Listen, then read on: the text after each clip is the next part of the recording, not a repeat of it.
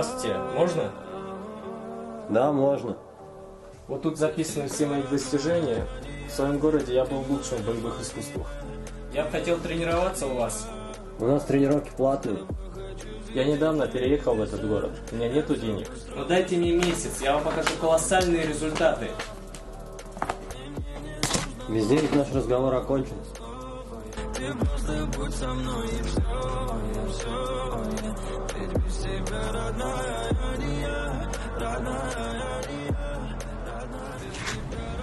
Вы обронили. Там было много денег. Почему не забрали, не ушли? В первую очередь я должен оставаться человеком.